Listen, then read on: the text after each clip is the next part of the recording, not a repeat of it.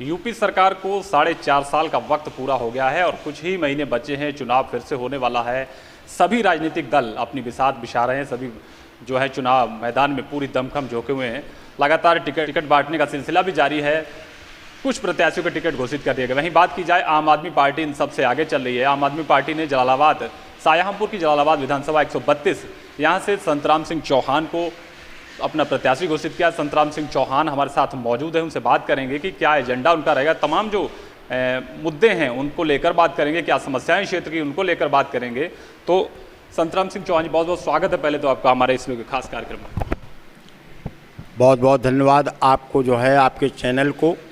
और मैं सबको बताना चाहूँगा, मैं संतराम सिंह चौहान हूँ। मैं छात्र राजनीति से ही जुड़ा रहा हूँ, राजनीति से, और राजनीति विज्ञान का मैं छात्र भी रहा हूँ। एमए मैंने शुरू से ही एमए किया है राजनीति शास्त्र से, और एलएलबी किया है। उसमें भी बहुत सारी चीज़ें कानूनी तौर पे, संवैधानिक तौर पे पढ़ाई जाती हैं। और उसको मैं उस समय जो सरकारी विज़न हुआ करते थे, वही विज़न लेकर के हमारे आम आदमी पार्टी के जो राष्ट्रीय संयोजक हैं माननीय केजरीवाल जी और माननीय सिसोदिया जी, और उत्तर प्रदेश में के प्रभारी माननीय संजय सिंह जी, वही विज़न लेकर के चल रहे हैं कि आम जनता के कल्याण के लिए हम कैसे कार्य करें। मैं बात आपने शिक्षा की आपने अपने बारे में बताया। दूसरा मैं ये जानना चाहूँगा कि राजनीतिक करियर की अगर आप बात की जाए, कब से आप राजनीति में हैं और कहाँ से शुरुआत की थी? मैं मोक्ष आश्रम कॉलेज में मैं छात्र राजनीति में रहा हूँ। और यहाँ से मैं जब लखनऊ विश्वविद्यालय में गया तो लखनऊ विश्वविद्यालय में छात्र राजनीति में मैं कार्यकारिणी का सदस्य रहा हूँ। और लखनऊ में मैं पार्षद का भी चुनाव लड़ चुका हूँ। और पूरे प्रदेश में मैं इससे पूर्व कांग्रेस में उसमें शिक्षक सेल में महासचिव रहा हूँ। वहाँ यूथ का मैं उपाध्यक्ष रहा हूँ जिले का, लखनऊ जिले का। जनता दल में मैं प्रदेश की कार्यकारिणी में रहा हूँ। और मुलायम सिंह जी के साथ में भी मैंने बहुत काम किया। मैं मुलायम सिंह जी की समाजवादी पार्टी में कई क्षेत्रों में कार्य किया है। और मुलायम सिंह जी हमको बहुत अच्छी तरह से जानते थे, बीपी सिंह जी हमको बहुत अच्छी तरह से जानते थे, उनके साथ में काम किया। आदरणीय संजय सिंह जी के साथ में मैंने काम किया। जब ये पार्टी आम आदमी पार्टी बनी तो आम आदमी पार्टी के साथ में मैं दिल्ली से जुड़ गया था। एक सवाल आपसे करना चाहूँगा, आपने बताया कि कई बड़े राजनेताओं के साथ में आपने काम किया, तो फिर झुकाव आम आदमी पार्टी की तरफ कैसे हो गया? सुवित्त पोषित विद्यालय प्रबंधक महासंघ का मैं प्रदेश का महासचिव हूँ। जो छोटे छोटे जो जितने भी संघ हैं जिलों में, उनका एक महासंघ है। और सुवित्त पोषित विद्यालय प्रबंधकों का मैं उसके प्रदेश का महासंघ का महासचिव हूँ। मैंने देखा कि बच्चों के कार्य के लिए जो शिक्षा में आम आदमी पार्टी ने दिल्ली में काम किया, प्रदेश में सरकार शिक्षा में न काम कुछ कर पा रही है। और प्रदेश की जितनी संपत्तियां हैं उनको बेच रही है। और मुझे बड़ा कुप्त हुआ जब किसानों का आंदोलन चला, तो गरीब किसानों को दबाने के लिए इस सरकार ने अपनी मुहिम छेड़ दिया कि किसी तरह से ये आंदोलन लंबा चलता रहे और ये आंदोलन समाप्त हो जाए। उन गरीब किसानों के आंदोलन का जो मुझे कुप्त हुआ, उन पे लाठियाँ बरसाई गईं। और उन बच्चों को जिनको शिक्षा प्राप्त हुई नहीं, 1.5 साल तक उन स्कूल बंद हो गए, जिससे कि वही ज़माना आ गया एक जो अंग्रेज़ों के समय में था। वो शिक्षा न दे करके लोगों को अनपढ़ बना करके रहना चाहते थे, जो कि किसी भी आने वाली सरकार के जो हाँ में हाँ मिला करके चले। ऐसे मैंने देखा कि संवैधानिक चीज़ें ध्वस्त हो रही हैं। और ये इन चीज़ों पर हमने देखा कि आम आदमी पार्टी दिल्ली में जो काम कर रही है, उन्होंने शिक्षा के क्षेत्र में नया आयाम खड़ा कर दिया। उस नए आयाम को लेकर के मुझे लगा कि उत्तर प्रदेश में भी दिल्ली मॉडल की शिक्षा होनी चाहिए। और देहात क्षेत्र में उन गरीबों को भी वही शिक्षा मिलनी चाहिए जो प्राइवेट सेक्टर में लोग शिक्षा दे रहे हैं। यहाँ की सरकार ने प्राइवेट सेक्टर में शिक्षा को प्राइवेट सेक्टर में जान लें, पब्लिक सेक्टर में देने की बजाय वो प्राइवेट पार्टनरशिप में देने जा रही है। जिस तरह से एयर इंडिया को दे दिया, जिस तरह से रेलवे को दे दिया, जिस तरह से अन्य सारा कंपनियों को देते चली जा रही है। मैं चाहता हूँ कि पब्लिक का पैसा पब्लिक की सुविधा के लिए, पब्लिक की सुविधा विकास में जाए। दूसरा बात यह है, प्रत्याशी आप बने हैं यहाँ पर, तो कौन सा एजेंडा होगा जिसको लेकर आप मैदान में जा रहे हैं? क्या मुद्दे होंगे जिनको लेकर आप वोट मांगेंगे जनता से? इस समय सबसे बड़ी समस्या पब्लिक के पास जो है, सबसे बड़ी तो शिक्षा की है। गांव गरीबों के बच्चे शिक्षा नहीं प्राप्त कर सकते हैं और न देहात क्षेत्र में अच्छे स्कूल हैं, और जो प्राइवेट सेक्टर में स्कूल हैं उनमें इतना पैसा लग रहा है कि गांव गरीब का व्यक्ति पढ़ा नहीं सकता। उनके बच्चे अनपढ़ रह जा रहे हैं। 12-14 साल 15 साल के होते हैं, वो दिल्ली जाते हैं और या ऐसी ही दूसरी जगहों पे हरियाणा पंजाब चले जाते हैं, काम करके आते हैं।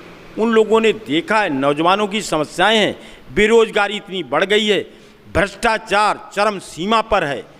पहले की सरकारों में भ्रष्टाचार रहा वो नाम मात्र का था, इस सरकार में 1000 गुना भ्रष्टाचार बढ़ गया है। पब्लिक का कोई काम बगैर पैसा दिए होता ही नहीं है।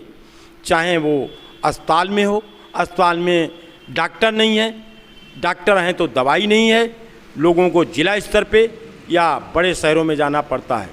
शिक्षा की व्यवस्था नहीं है, शिक्षा को लोगों को गाज़ियाबाद, नोएडा, बरेली और इलाहाबाद, बनारस, लखनऊ, कानपुर इन जगहों पे जाना पड़ता है।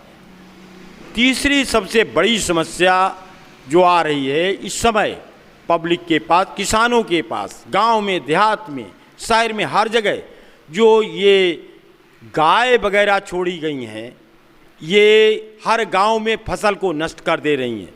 मैं कहना चाहता हूं अपनी पार्टी की तरफ से कि इनकी व्यवस्था होना ज़रूरी है, नहीं तो गांव का व्यक्ति, एक तो गाय जो कट रही है उससे जो तार लगे हुए उनसे कट रही है, दूसरी तरफ गांव का किसान वो परेशान हो रहा है, गाय तड़प के मर रही है और किसान जो उनका फसल खा रही है वो उससे मर रहा है।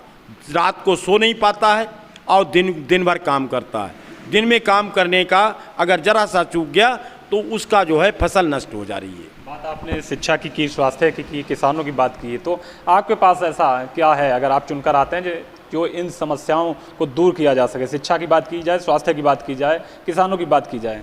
मैं समझता हूं कि हमारी पब्लिक सरकार बनवाएगी, हमारे प्रदेश में सरकार बनेगी तो पूरा विजन हमारा पब्लिक का होगा। पब्लिक जैसे चाहेगी वैसे ही सरकार काम करेगी। भ्रष्टाचार मिटाएंगे, स्वास्थ्य सेवाओं का विकास करेंगे, शिक्षा का विकास करेंगे और किसानों के हर समस्या को दूर करने के लिए हम काम करेंगे। किसानों की फसल का अच्छा उनको दाम दिलाएंगे। आज जो उसमें भ्रष्टाचार चल रहा है, 2000 का गेहूँ 1500 में बाज़ार में बेचना पड़ रहा है, 1900 रुपये का धान आज 1200 में और 1100 में बाज़ार में बेचना पड़ रहा है, उसको सही दाम दिलाने का काम करेंगे। गन्ना किसान परेशान है, उसको गन्ने का अच्छा मूल्य दिलाने का काम करेंगे और गांव-गांव में जाकर के उनकी समस्याओं को सुनेंगे। हमारी सरकार बनेगी, हमारे विधायक वहाँ लखनऊ में बैठ कर के काम नहीं करेंगे, वो गांव में बैठ कर के जनता के लिए काम करेंगे और जनता के पास वहीं दरबार, जनता का दरबार लगेगा। हर व्यक्ति, हर किसान, हर मजदूर, हर आदमी हमारा पार्टी का जो है वो विधायक होगा। यहाँ संतराम सिंह चौहान इस जलालाबाद क्षेत्र के विधायक नहीं होंगे, हमारे कार्यकर्ता विधायक होंगे और उनके लिए मैं जनता के लिए काम करूँगा।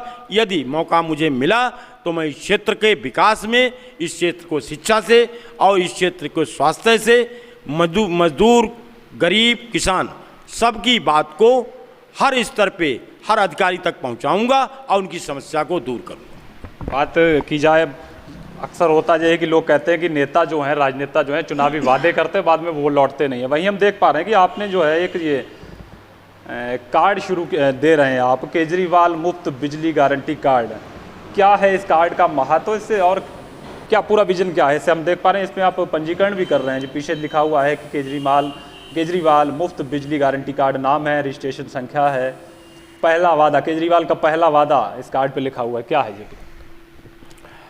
हमारे आदरणीय केजरीवाल जी ने मुझे हमारे पार्टी के लोगों को विजन दिया है, जो भी प्रभारी बनाए हैं और प्रत्याशी बनाए हैं। जो हमारे प्रभारी हैं वही प्रत्याशी होंगे, और ये जो हम गारंटी कार्ड, ये हमारे केजरीवाल जी का पहला वादा है। मुफ्त बिजली गारंटी कार्ड दे रहे हैं। हमारी पार्टी की सरकार बनेगी तो हम 300 यूनिट तक मुफ्त बिजली देंगे, और जो बकाया बिल 300 यूनिट तक के होंगे उनको हम माफ़ करेंगे। ये हमारी पार्टी का वादा है। इसका मैं गारंटी कार्ड बना करके पब्लिक में दे रहा हूँ, और जिस व्यक्ति के पास ये गारंटी कार्ड होगा, सरकार आते ही हमारी घोषणा हो जाएगी और उनके बिल माफ़ हो जाएंगे और उनको मुफ्त बिजली 300 यूनिट तक की मिलेगी। किसानों को बिजली मुफ्त मिलेगी और 24 घंटा बिजली सबको मिलेगी, चाहे वो शहर का हो, चाहे गांव का हो, चाहे किसान हो। किसानों की ट्यूबवेल की बिजली माफ़ होगी, किसानों के घर की बिजली माफ़ होगी, और जो गांव गरीब जो भी हमारा ये कार्ड रखेगा उसको उसका लाभ मिलेगा, और जो बाद में लोग बनवाएंगे उनको बाद में उसका लाभ मिलेगा। होता यह है कि राजनीतिक दल जो है घोषणा पत्र जारी करते हैं, उसमें वादे होते हैं तमाम कि इन चीज़ों पे हम काम करेंगे, लेकिन जब जीत जाती हैं राजनीतिक दल, सरकारें बन जाती हैं, तो उन घोषणा पत्रों को कूड़े में डाल दिया जाता है। कहीं ऐसा तो नहीं है कि जनता के साथ यही हो यहाँ पे? मैं अपने क्षेत्र की जनता को बताना चाह रहा हूँ कि जिस दिन हमारी सरकार बनेगी उसी दिन पहली घोषणा इसकी हो जाएगी और पब्लिक को इसका लाभ उसी दिन से मिलना शुरू हो जाएगा। दूसरा ये हमारा वादा है, हमारी पार्टी का वादा है, आदरणीय केजरीवाल जी का वादा है। केजरीवाल जी जो कहते हैं वो करते हैं, इसमें कोई राजनीति नहीं है। और पब्लिक ने अगर मौका दिया हमारी पार्टी की सरकार, आम आदमी पार्टी की सरकार बनाने का, तो हम समझते हैं कि हम पब्लिक में जाकर के जो वादा कर रहे हैं उनको करेंगे, निभाएंगे, और पब्लिक को जो है पूरी तरह से उनको जिनका नहीं बनेगा कार्ड, उनको भी हम साथ में कार्ड बनवा करके उस समय उनको जो है वादा पूरा करेंगे। कितने लोग जो है अभी तक पंजीकरण करा चुके हैं आपके जो है केजरीवाल का ये गारंटी कार्ड योजना? पूरे हमको क्षेत्र से हमको 50,000 का अभी विजन दिया गया है, और हमारे करीब 6,000 गारंटी कार्ड बन चुके हैं, और संभवतः एक हफ्ते के अंदर हमारे 20,000 गारंटी कार्ड बन जाएंगे। क्योंकि पूरे क्षेत्र में कलान, बाराकला, खजुरी, ढाई घाट, मिर्ज़ापुर, जरीनपुर और अल्लाहगंज, खंडहर, शाहपुर और जलालाबाद, पूरे क्षेत्र में हमारे कार्यकर्ता फैल चुके हैं। हर कार्यकर्ता को 100 कार्ड दिए गए हैं। लगभग हमारे 100 कार्यकर्ता काम कर रहे हैं क्षेत्र में, और जिनको कि प्रतिदिन 100 कार्ड बनाने का काम दिया गया है, और संभवतः 50,000 कार्ड एक हफ्ते के अंदर हमारे बन के आ जाएंगे।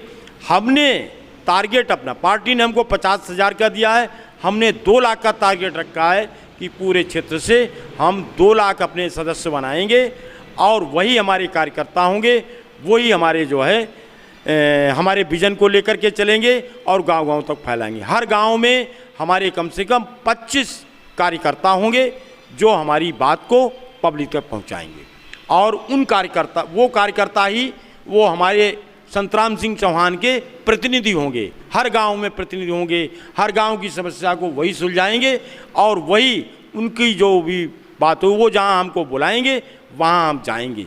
मैं समझता हूं कि हमको 2/3 बहुमत से यहां पर जीत मिलेगी। हम इससे पहले लोगों ने काम नहीं किया, मुझे गांव-गांव जाकर के शिकायत मिल रही है, सुनना पड़ रहा है कि पहले जो विधायक आए वो जीतने के बाद वापस नहीं आए। मैं जीतने के बाद 4.5 वर्ष काम करूंगा, और जो 6 महीने रह जाएंगे उनमें हमारे कार्यकर्ता स्वयं ही लोग उनसे मिलेंगे कि भैया हमको वोट जो है आम आदमी पार्टी को देना है और कैसे देना है। हमारी पार्टी का जो संघर्ष से पार्टी बनी है और वो संघर्ष की पार्टी आज हम पंजाब में जा रहे हैं, पंजाब में सरकार बनने जा रही, गुजरात में सरकार बनेगी, उत्तराखंड में सरकार बनेगी और हमारे उत्तर प्रदेश में ये सरकार जाएगी। उत्तर प्रदेश में सरकार हमारी बनने वाली है। पब्लिक में हमारा जो विज़न है वो पब्लिक इतने अच्छे से ले रही है कि पब्लिक हमारी पार्टी से सैकड़ों की संख्या में लोग आकर के जुड़ रहे हैं। हमारे साथ थे आम आदमी पार्टी के प्रत्याशी संतराम सिंह चौहान, जिनका दावा है कि अगर उनकी सरकार आती है 300 यूनिट फ्री बिजली दी जाएगी, 24 घंटे बिजली दी जाएगी। साथ ही उनका ये कहना है कि जो लगातार जनता की शिकायतें रहती कि विधायक जीतने के बाद उनके बीच में नहीं आते, तो उनका दावा है कि हमारे क्षेत्र का हर एक कार्यकर्ता, हर एक मतदाता अपने आप को विधायक समझेगा और स्वयं विधायक होगा।